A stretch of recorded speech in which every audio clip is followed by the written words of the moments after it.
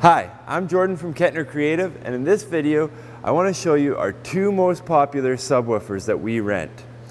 Right in front of me we have the DXS12. This is a 12-inch sub. I recommend using this sub for any event that's quite small in size. It works really well having one of these per 50 people.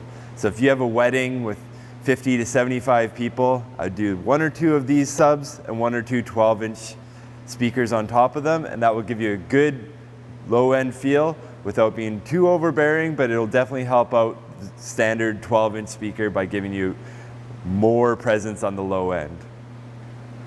Its big brother is the DXS18. This thing's a behemoth. It pretty much swamps anything else in the range of an 18-inch powered speaker, in my opinion. I would recommend using one of these DXS18 subs for every 200 people indoor or every 100 people outdoor.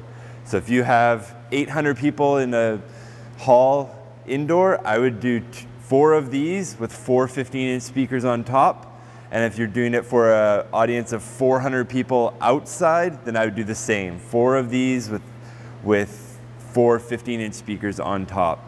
The really cool thing about the DXS18 is that you can put 2 of them on top of each other, and if you spin one of them around 180 degrees, there's a button on the back where you can turn on the cardioid mode, and that cancels out all the bass behind the sub. So what that does is it makes it a lot easier for your vocalists to hear their monitors clearly without hearing all the big subwoofers and the bass drum and the bass guitar coming through the main speakers, but on the side of the audience, they can still hear the bass in its full volume, which is really cool, and a lot of performers appreciate getting that bass away from the stage. If you have any other questions about these two subs, please email us events@kettnercreative.com or use the comment section below on YouTube. Thanks for watching.